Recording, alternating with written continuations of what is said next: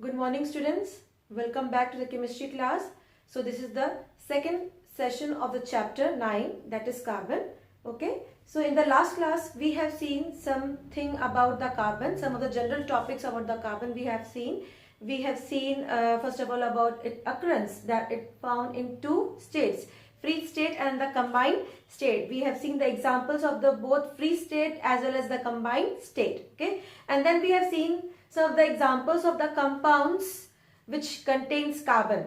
So basically we have seen about some of the inorganic compounds as well as the organic compounds which contain carbon. Okay. And then we have seen about the crystalline and amorphous solids. We have seen some of the difference in between these two solids. Okay. And then lastly we have seen about allotropy. That what is this allotropy? So allotropy is derived from the two Greek words allos and tropos. Okay. So allos means different and tropos means form. So all these things we have seen in the last class. Okay. So now in today's class we are going to see about allotropy of carbon in detail.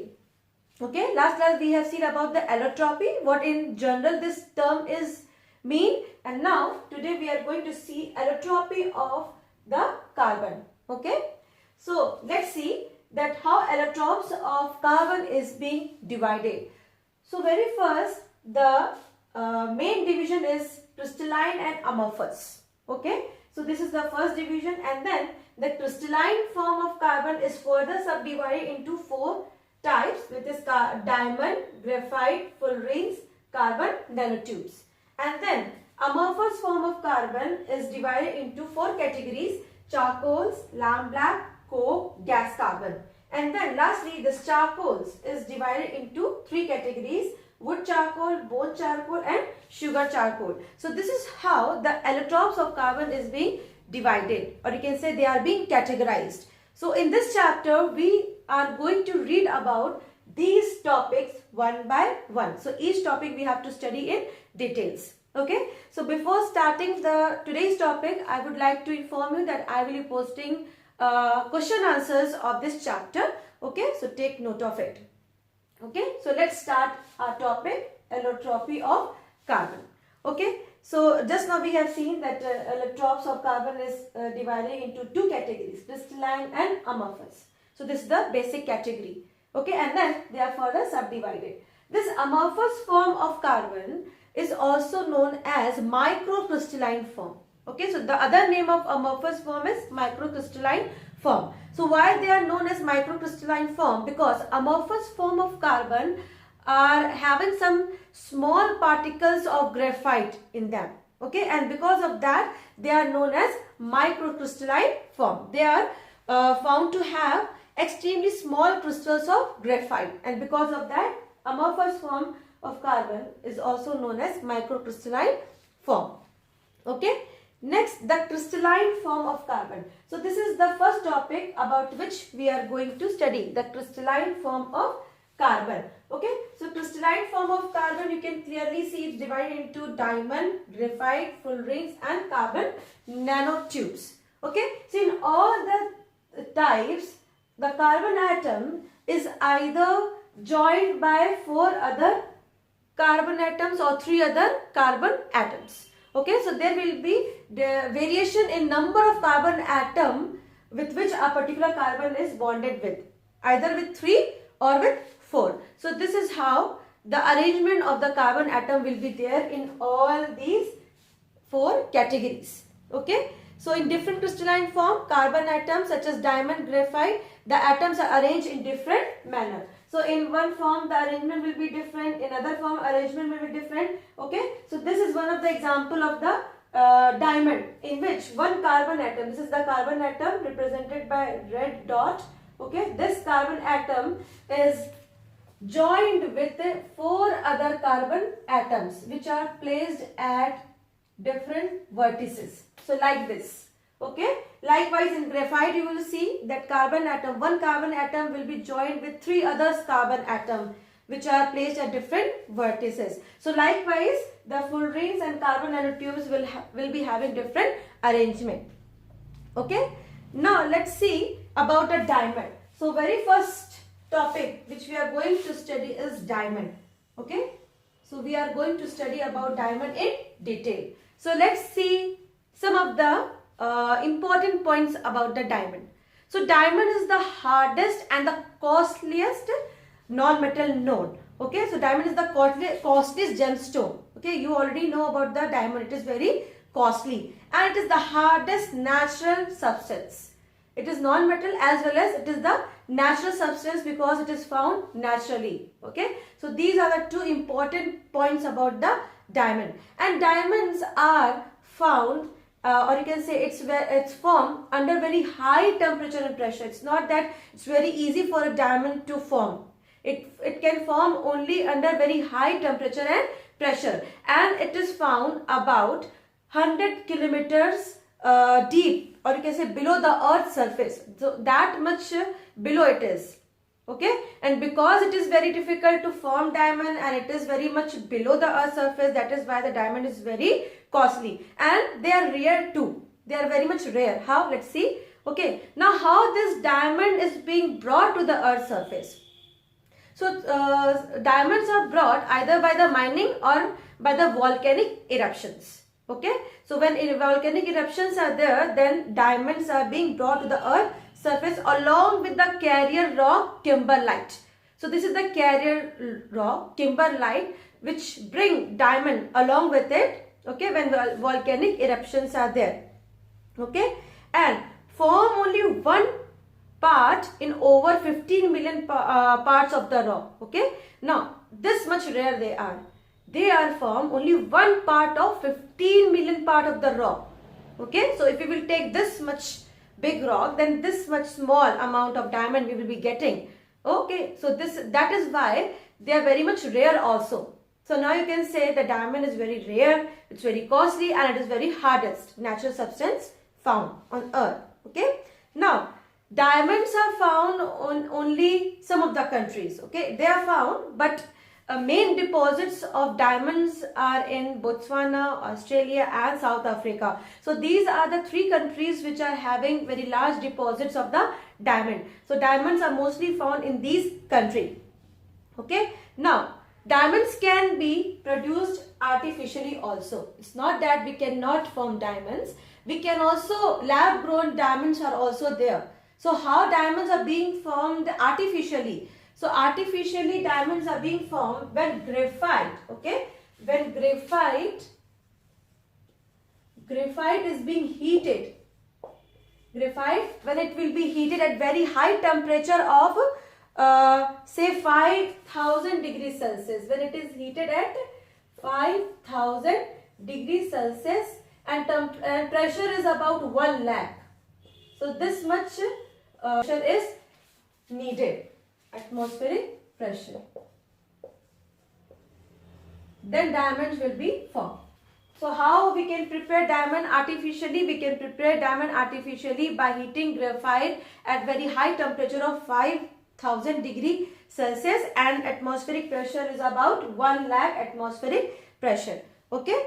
Now diamonds are generally colorless. So most of the diamonds which we see around us or in the jewelry shops are colorless.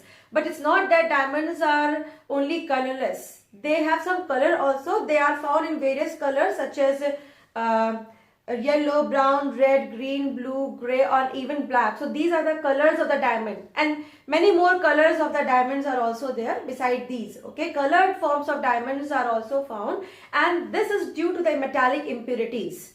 Okay, if some metallic impurities are there, then diamonds will be having color. Okay, so among these, grey and black diamonds do not have any value. Okay, they don't have any value in the jewelry shop. Okay, they are not used for making any jewelry. Instead, because they are very much hard in nature, they are being used for drilling and cutting purpose. Okay, so they are used in drilling rocks and cutting glass. So this is the purpose of the black or grey diamonds. So I think that you are very much clear about basic information about the diamond. Now let's see some of the properties of the diamond. That what are some of the important properties of the diamond? Properties.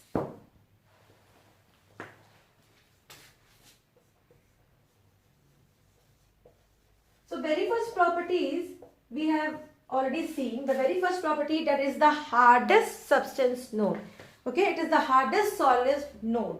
Then it is having density of about 3.51 gram per centimeter cube. So this is the density of the diamond.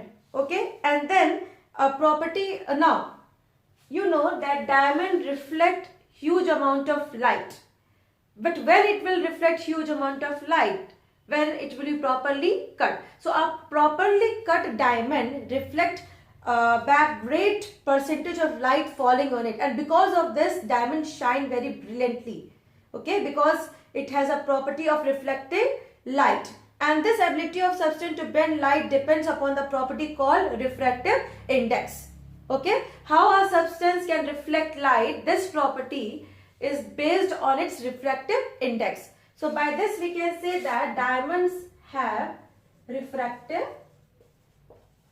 index. Okay, so this is very high in the diamond, have very high refractive index, and because of this a properly cut diamond can reflect back, or you can say bend back, huge amount of light.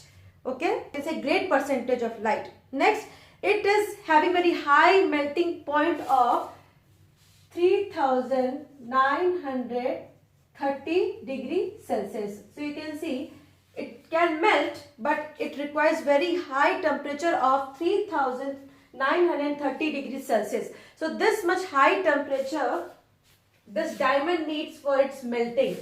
Okay, you can say melting point of the diamond. Okay, so this much high temperature a diamond needs for melting. Okay, then diamonds are very bad conductor of electricity. Okay, it does not conduct any electricity. It does not allow electric current to pass through it, and it is bad conductor of heat also. Okay, it is bad conductor of electricity as well as heat. Okay, next, when ignited it burns at 700 degrees Celsius in the oxygen. So in the presence of oxygen, this diamond is made of what? Carbon. So when it will be heated in the presence of oxygen, that burns at 700 degrees Celsius to form carbon dioxide. But when this diamond will be heated in air, okay, when air will be there, then it will burn at 900 degrees Celsius to form carbon dioxide. Okay, so this varies. In the presence of pure oxygen, this diamond will burn to form carbon dioxide at 700 degrees Celsius, and the presence of air, this diamond will burn at 900 degrees Celsius to form carbon dioxide. So this is the difference. Okay, so I think that this is clear. Okay, now let us see about the structure. Okay students, now let's see the structure of the diamond. In the structure of a diamond, you can clearly see that each carbon atom is bonded to 4 other carbon atoms which are placed at the vertices of tetrahedron. Okay, so this is how the carbon atoms are being arranged in diamond structure. Okay, and this is how the carbon atoms are being packed. You can see here each carbon atom is bonded to 4 other carbon atoms, and then in turn the other carbon atom will also be bonded to 4 other carbon atoms. So you can see that this is how the carbon atoms are packed in the structure of the diamond. So this blue dot represents carbon atoms. Okay, here. And you can see there is very closed packing of the carbon atoms in the structure of the diamond, and because of this very much closed packing of the carbon atom, it's account for its very high density, which I have just told you. It's about 3.51 gram per centimeter cube. This is very high density, okay, and because of this diamond is very denser, and it is the hardest substance known because of this much close packing of the carbon atoms, and because of this only it is having very high melting point of 3930 degrees Celsius. Okay, because of this type of closed packing in the structure of diamond of carbon atoms. So I think that this is clear. Okay, this is the structure of the carbon atoms in the structure of diamond. Now let's see about the next crystalline form of carbon, that is graphite. Okay, let's see about graphite now.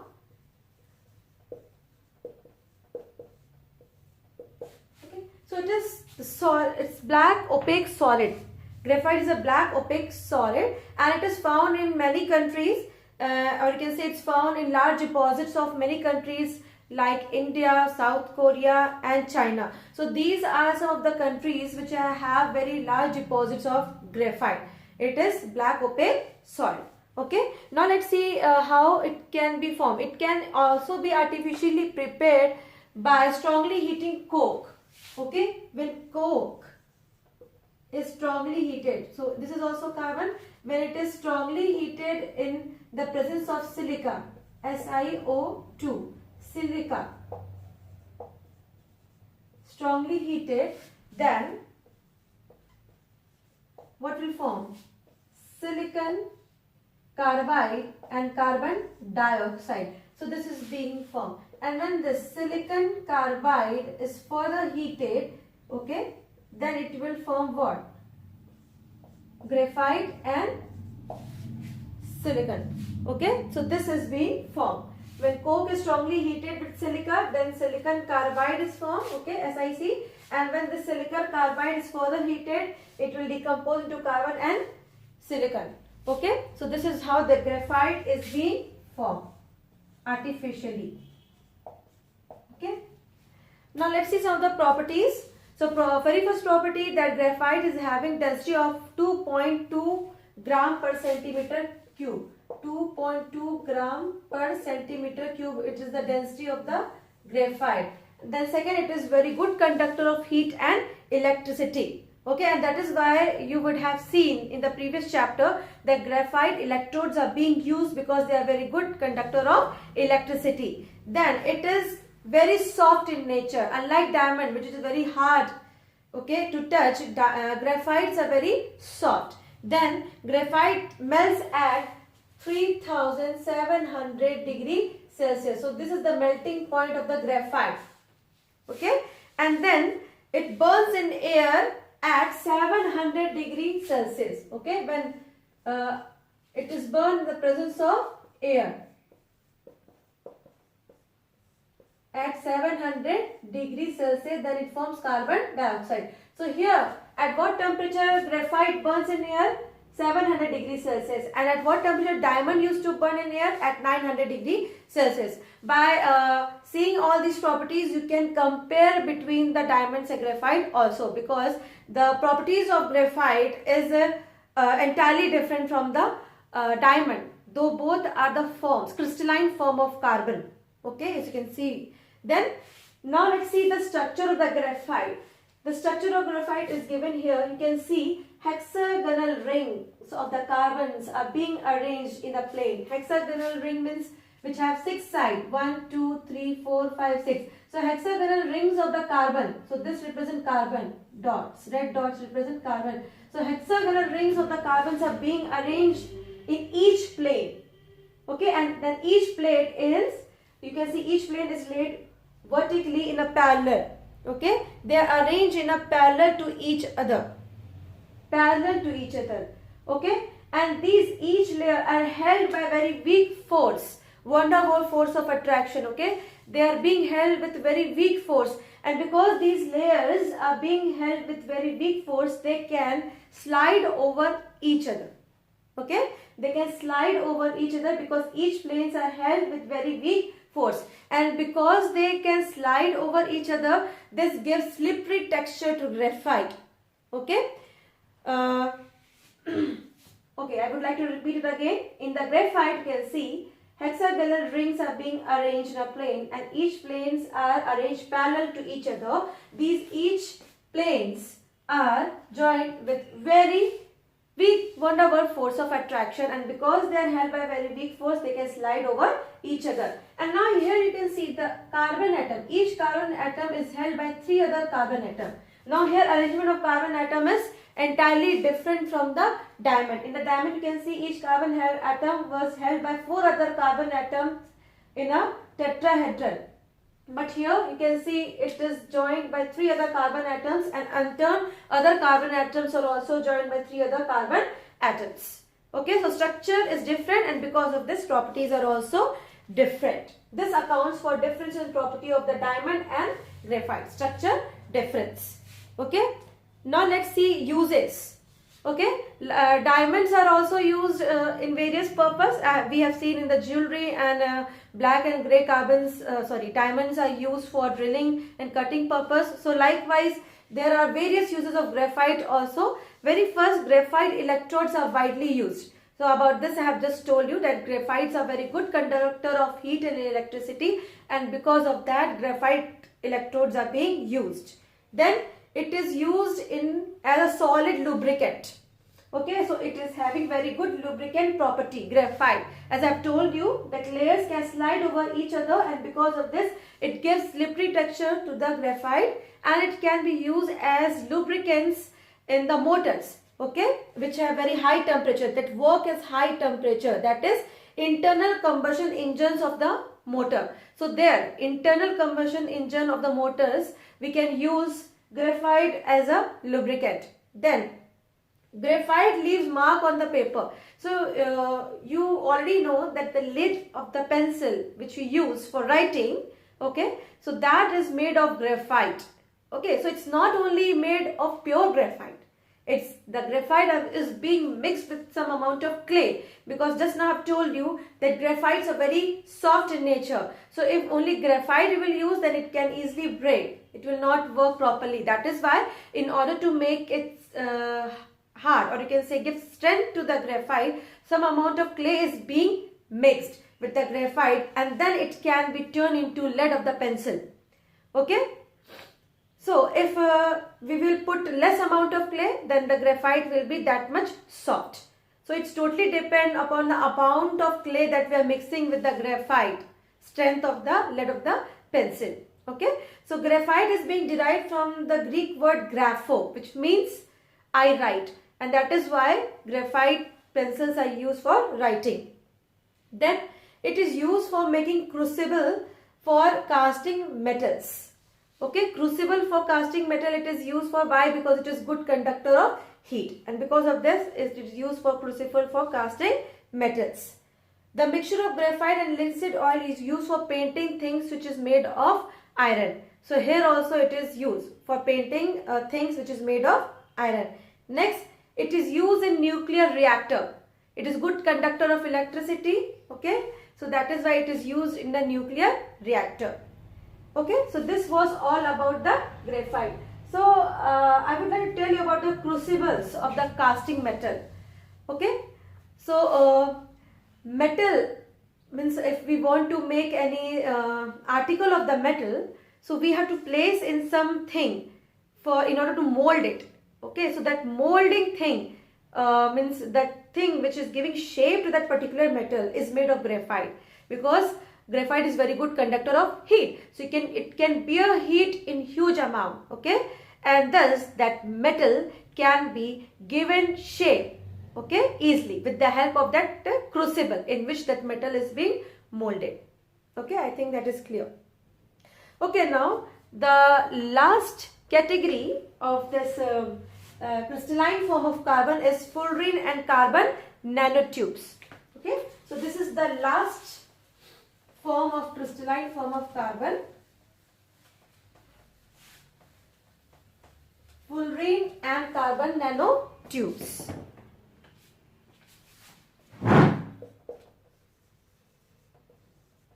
Fullerene and carbon nanotubes.